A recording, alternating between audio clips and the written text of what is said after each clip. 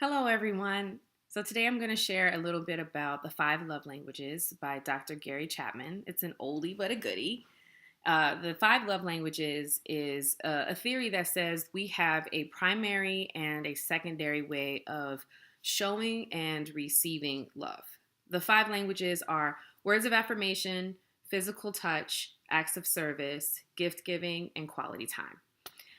Words of affirmation is anything verbal that says you love and care for someone. I love you. I'm appreciating you.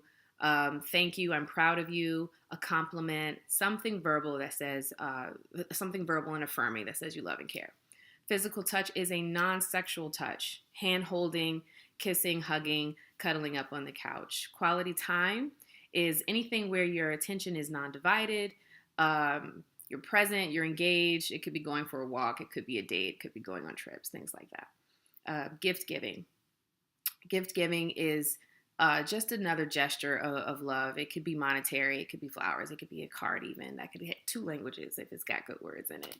And then acts of service. This is the I take care of you. It's chores, it's making sure that your car has a fresh oil change or something like that. So taking something off your partner's plate says that I care about you. So why is this important?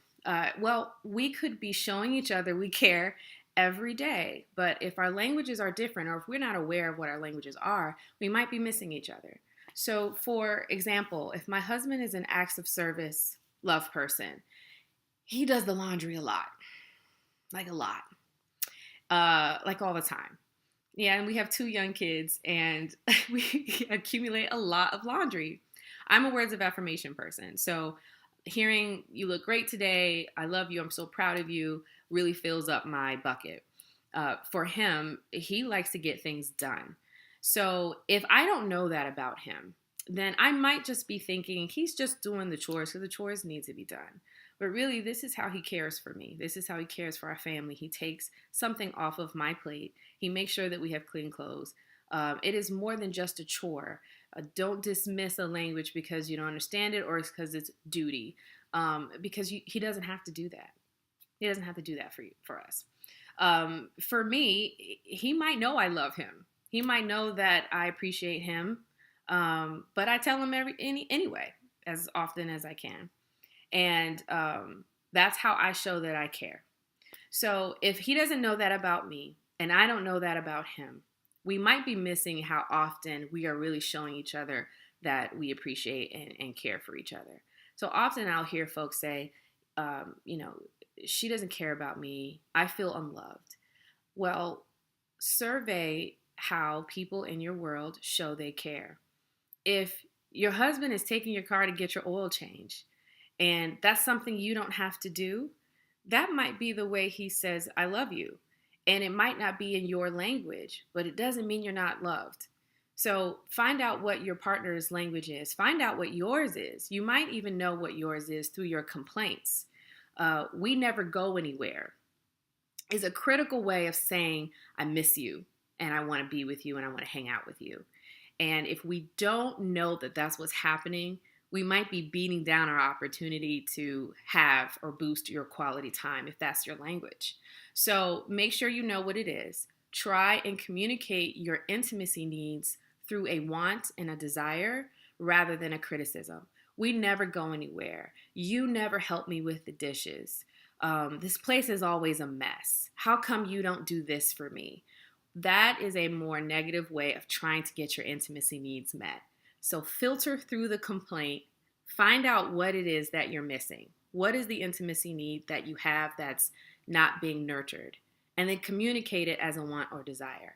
I miss you. I would love to go out with you this weekend. I could really use your help. There's a lot to do around here. I could really use an extra hand. I really miss hearing I love you.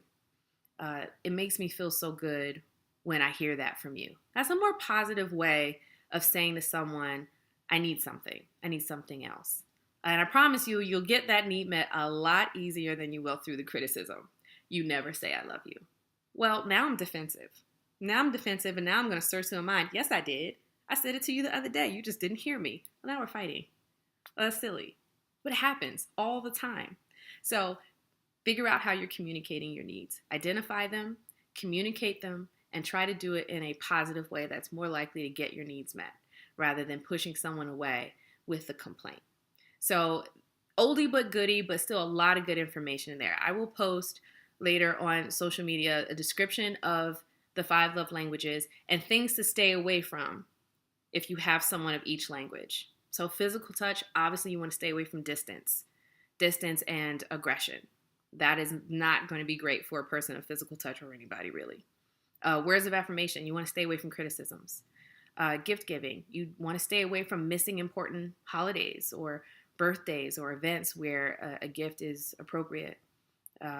If it's acts of service, help. Help somebody out. That will meet their need. And then you'll feel more loved and more cared for. So that's all for today. Stay tuned. I will post those languages up for you later so that you can see it. Go to the website, 5lovelanguages.com, and take the quiz. And have your partner take the quiz. And then exchange the information. Okay? Thank you so much for listening. And don't forget to connect.